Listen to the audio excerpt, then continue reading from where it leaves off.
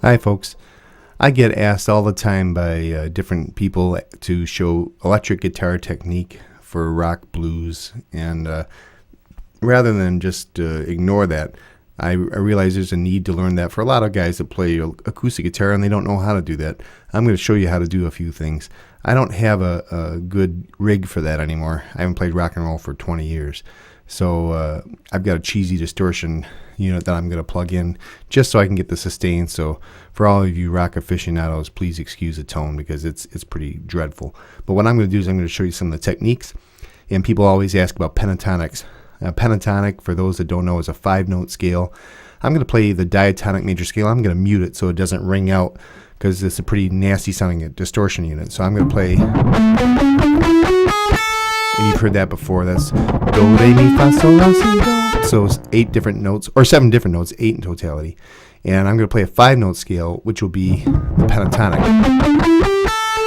1, 2, 3, 4, 5, and then the octave. Now, if we want to relate that to the diatonic scale, what's happening is with my diatonic scale, 1, 2, 3, I have the 3, the flatted 3 would be using the pentatonic instead of the 2. So 1, flat 3, then 4, the 5, and flat 7.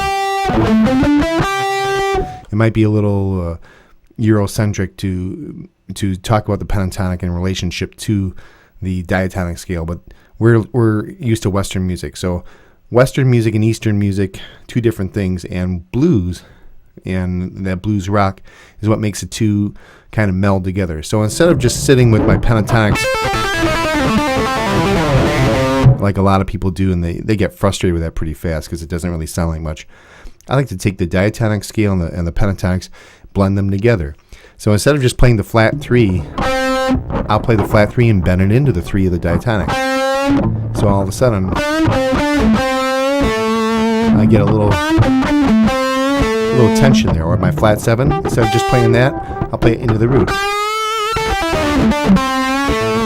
And there are different techniques that you're going to need for that.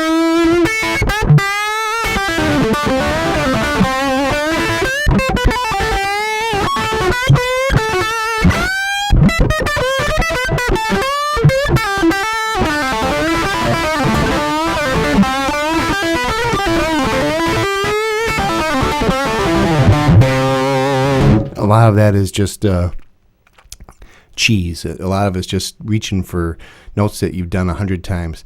But learning how to bend those things exactly is what we're going to learn how to do.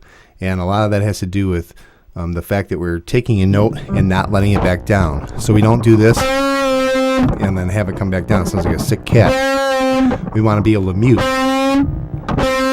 or put the brakes on, as I say. So the idea is hit the note and then come down with the hand. Or if I'm plucking a note with my first finger, I can put the first finger back down.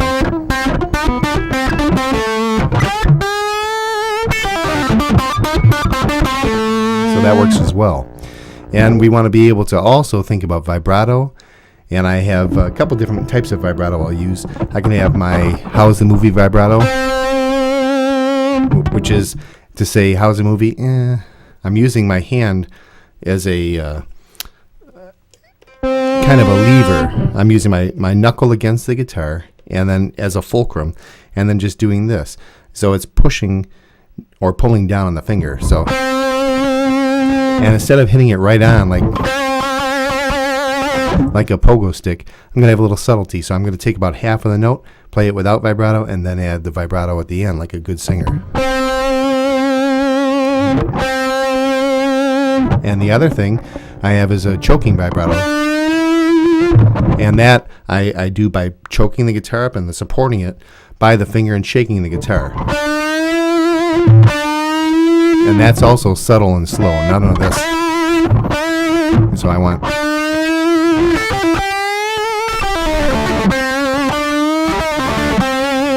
And I'll go over those techniques. I'm going to put a couple of videos out for you, and we'll get to that in a few minutes. So stay tuned for some more of this kind of stuff if you want to learn that. If not, you'll want to ignore all these videos with a shiny guitar. All right.